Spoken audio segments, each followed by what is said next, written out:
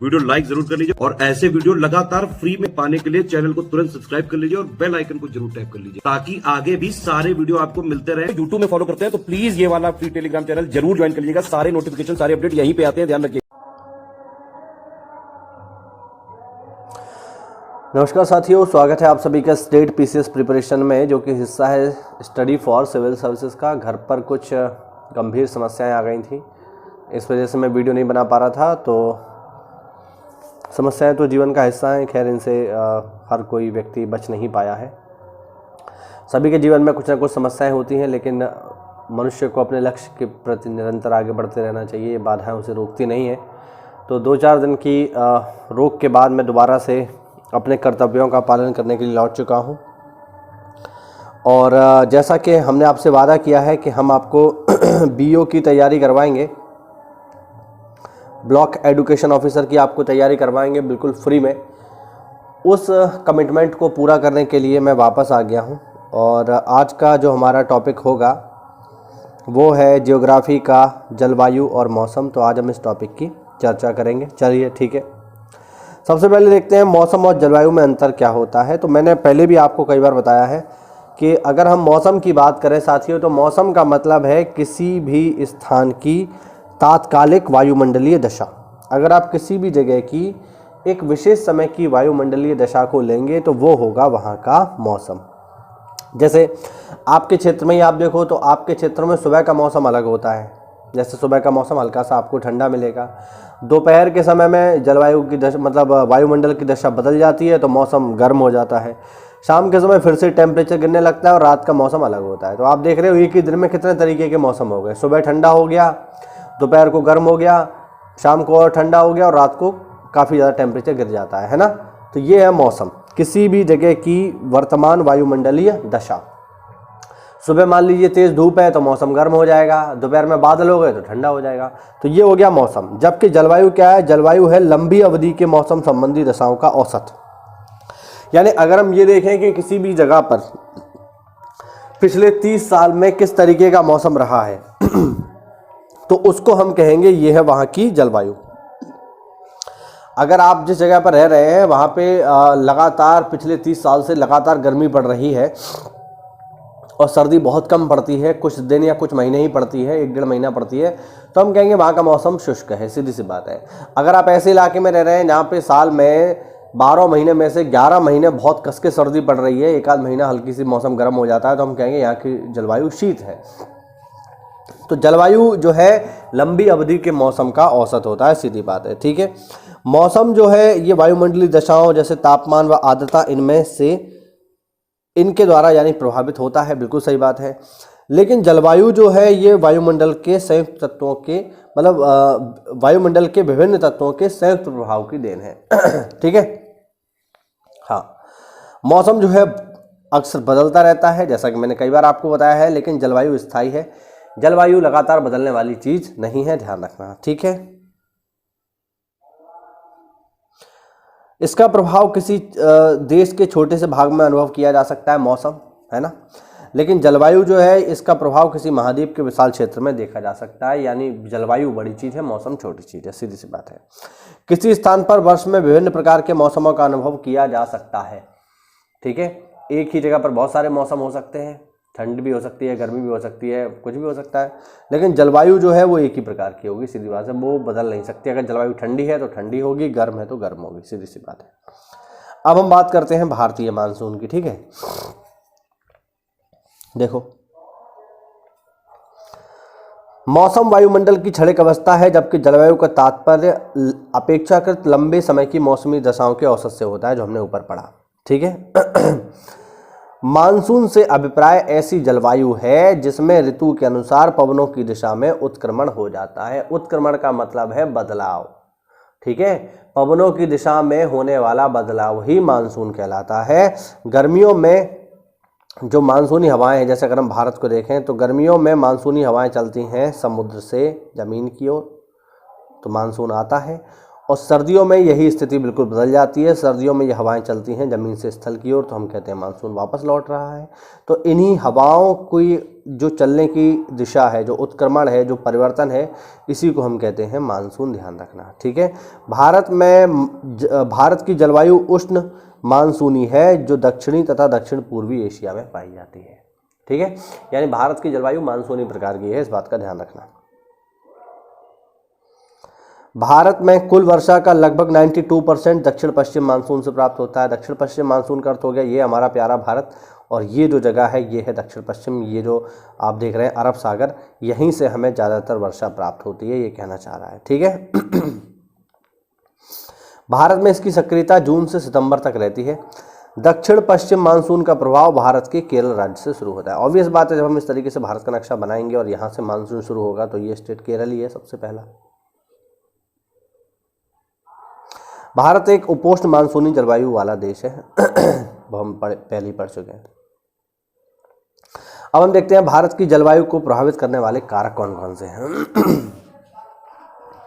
भारत की जलवायु को नियंत्रित करने के अनेक कारक हैं, जिन्हें मोटे तौर पर दो हिस्सों में बांटा जाता है। पहला स्थिति तथा उच्चावच संबंधी कारक, और दूसरा जलवायु तथा पवन संबंधी कारक। स्थिति यानी आप कहाँ पर मौजूद हैं ये, और उच्चावच का मतलब है आप जिस जगह पर मौजूद हैं उसकी एल्टीट्यूड क्या है, उसकी ऊंचाई क्या है, इस पर भी जलवायु डिपेंड करती है, ध्यान रखना। और दूसरा वायुदाब और पवन संबंधी कारक, इनसे जो है हमारी जलवायु प्रभावित होती है। भारत एक उष्णकटिबंधीय मानसूनी जलवायु वाला देश है। ग्रीष्म ऋतु में भारत में उच्च तापमान के कारण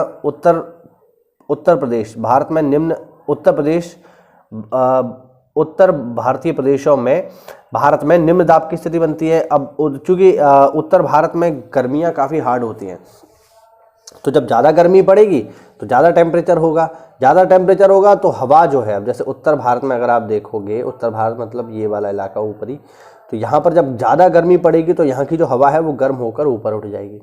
अब हवा जब गर्म होकर ऊपर उठ गई तो हवा है ही नहीं, और हवा है नहीं तो यहाँ पर क्रिएट होगा लो प्रेशर जोन। अब यहाँ पर लो प्रेशर जोन है और पानी जो है ठंडा है, तो यहाँ पर हाई प्रेशर जोन है, ध्यान रखना, ठीक है। जो जगह ठंडी होती है वहाँ पर हवा नीचे उतरती है, और जहाँ हवा नीचे उतरती है वहाँ पर हाई प्रेशर होता है, और जहाँ पर गर्मी होती है वहाँ पर हवा ऊपर उठती है तो वहाँ पर लो प्रेशर होता है। और हवाओं की विशेषता है, हवाएं चलती है हमेशा हाई प्रेशर से लो प्रेशर की तरफ। तो यहाँ पर हाई है, यहाँ पर लो है, तो हवा चलेगी हाई प्रेशर से लो प्रेशर की तरफ। आई बात समझ में? जिस कारण से दक्षिण पश्चिमी मानसून हवाएं भारत में प्रवेश करती हैं। अब आपको समझ में आया कि हवाएं जो हैं भारत में समुद्र से ज़मीन की तरफ क्यों जा रही हैं, क्योंकि यहाँ पर है लो प्रेशर और यहाँ पर है हाई प्रेशर, और हवाएं चलेंगी हाई प्रेशर से लो प्रेशर की तरफ, इसीलिए गर्मियों में मानसून आ रहा है।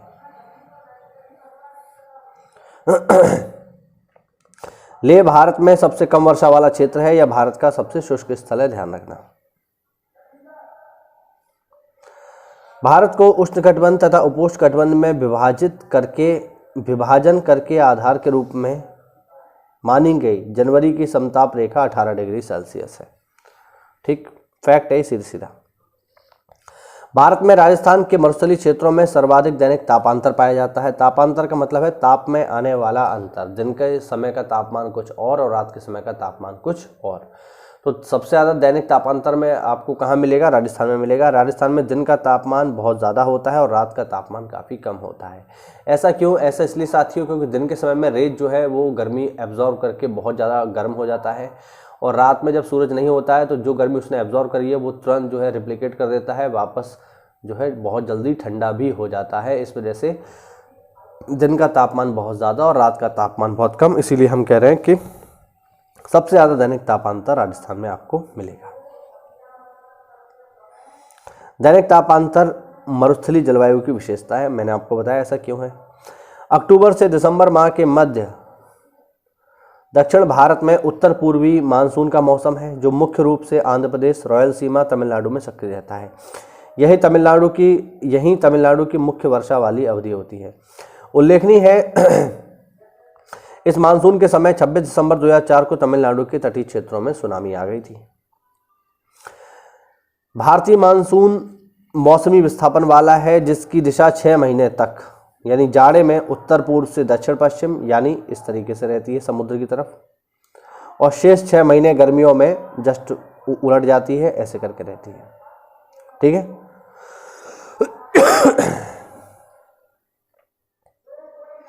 इन मानसूनी हवाओं की उत्पत्ति तापक्रम में भिन्नता के कारण होती है या अन्य किसी कारण से इस पर पर्याप्त मतभेद है। इसके लिए 2 संकल्पनाओं का प्रतिपादन किया गया है कि आखिरकार इनकी ये हवाएं जो है बदल क्यों जाती हैं। पहला है तापीय संकल्पना, अर्थात मानसून की उत्पत्ति स्थल व जल के मध्य संगठन तथा उनके गर्म व ठंडे होने के विरोधी स्वभाव के कारण होती है। बिल्कुल सही बात है। अब जैसे यहाँ पर आप देखो, ये हमारा प्यारा भारत है। गर्मियों में जून के महीने में ये इससे ज़्यादा गर्म हो जाएगा, तो यहाँ पर लो प्रेशर होगा। ये यहाँ पर क्या है, यहाँ पर पानी है, तो ये ठंडा रहेगा, तो यहाँ पर हाई प्रेशर होगा और हवाएं चलेंगी हाई प्रेशर से लो प्रेशर की तरफ। ठीक है। तो पहला तो सिद्धांत ये है। दूसरा एक नवीन संकल्पना है।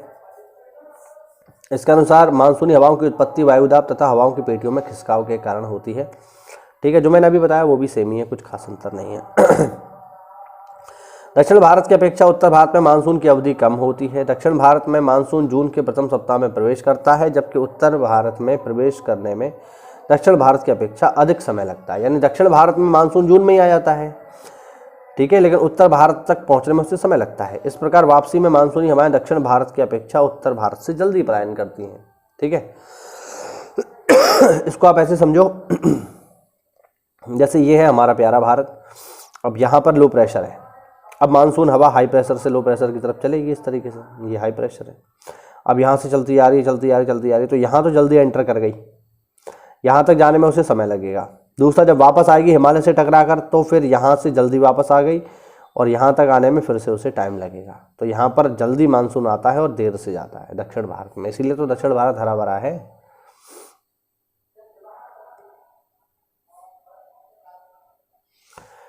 इंडियन ओशन डाइपोल को भारतीय नीनो के नाम से जाना जाता है, ध्यान रखना। यह समुद्री सतह के तापमान के अनियमित दोलन का परिणाम है, जिसमें पश्चिमी हिंद महासागर का तापमान पूर्वी हिंद महासागर की अपेक्षा गर्म व ठंडा हो जाता है।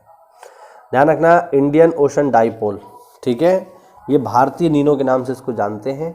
पेपर में पूछा गया सवाल है भाइयों, ध्यान रखना, आया हुआ प्रश्न है। क्षोभ मंडल में ऊंचाई बढ़ने के साथ तापमान में गिरावट आती है, बिल्कुल सही बात है। प्रति 165 मीटर की ऊंचाई पर तापमान 1 डिग्री सेल्सियस कम हो जाता है, ये डेटा है, ठीक है, ध्यान रखना।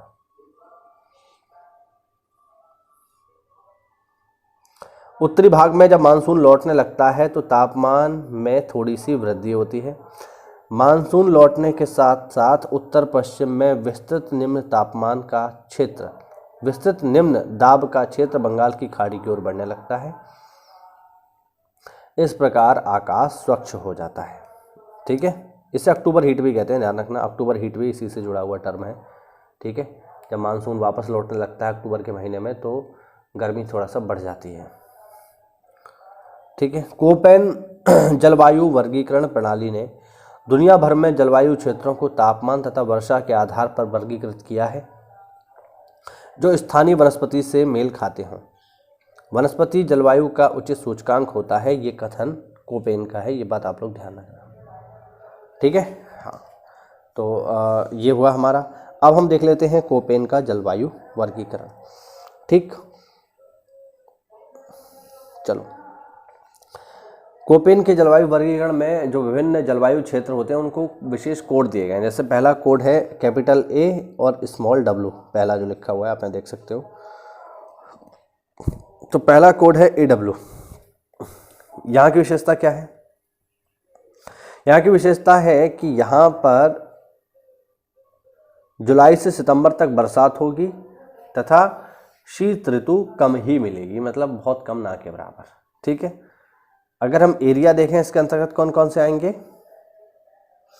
तो प्रायद्वीपीय भारत का झारखंड, छत्तीसगढ़, ओडिशा, आंध्र प्रदेश, तेलंगाना, महाराष्ट्र, कर्नाटक, पश्चिम बंगाल का पुरुलिया क्षेत्र, ये इलाके आते हैं AW में। मैं आपको मैप पे भी दिखाता हूँ। देखिए, ये जो इलाका आप देख रहे हैं ये है AW। यहाँ पर जुलाई से लेके सितंबर तक ठीक ठाक वर्षा होगी और यहाँ पर बहुत ज़्यादा ठंड पड़ने वाली नहीं है। ये है AW प्रकार की जलवायु। दूसरी है AMW, दक्षिण पश्चिम मानसून के समय 200 सेंटीमीटर से अधिक यहाँ पर बरसात होगी। ठीक है, यानी यहाँ पर बरसात का प्रभाव ज़्यादा है। एरिया अगर हम देखें कौन कौन से हैं, तो एरिया है कोंकण, मालाबार तट, बेलमहुआ क्षेत्र, तमिलनाडु का पठार, मिजोरम तथा त्रिपुरा का दक्षिणी क्षेत्र। मैं आपको दिखा देता हूँ AMW क्षेत्र आपको कहाँ मिलेगा। ये रहा, ये देख लीजिए, ये है AMW। ठीक है, ये जो इलाका है ये बेसिकली जो भारत का दक्षिणी हिस्सा है उसका पश्चिमी भाग है। यहाँ पर बरसात खूब होगी, साल में 200 सेंटीमीटर से भी ज़्यादा, और शीत ऋतु का प्रभाव ना के बराबर होगा। मोस्टली यहाँ पर मौसम गर्मी ही होगा। तीसरा है AS, यहाँ पर बरसात जो है 75 से 100 सेंटीमीटर होगी, और बरसात का भी 75% हिस्सा जो है वो सितंबर से दिसंबर के बीच में प्राप्त होगा। एरिया कौन कौन से आते हैं इसमें, तो कोरोमंडल के आसपास का इलाका क्षेत्र इसमें आपको देखने को मिलेगा। कोरोमंडल में आपको दिखा देता हूँ, ये रहा, ये आप देख लो। ये एरिया जो है ये है AS। यहाँ पर बरसात होगी 75 सेंटीमीटर 200 सेंटीमीटर, और इस बरसात का भी 75% हिस्सा आपको दिसंबर के आसपास प्राप्त होगा। यही वो क्षेत्र है जहाँ पर भारत में सबसे लंबे समय तक बरसात होती है, कोरोमंडल का एरिया।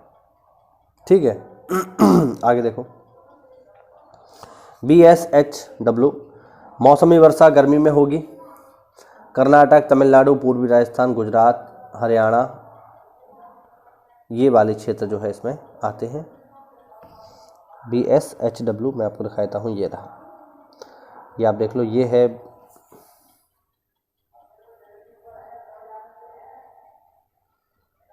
ये रहा, सॉरी ये रहा BSHW, ये जो इलाका है। ठीक है, आगे है CWG, यहाँ पर बरसात 40 सेंटीमीटर से नीचे होगी, और थार मरुस्थल का इलाका है, यहाँ पर बरसात ना के बराबर होगी। ठीक है, ये वाला इलाका है, इसकी हम बात कर रहे हैं यहाँ पर। ठीक है, DFC में 200 सेंटीमीटर से अधिक बरसात होगी। सिक्किम, अरुणाचल, असम, मेघालय, त्रिपुरा का एरिया आएगा, ये वाला, ये आप देख लो DFC।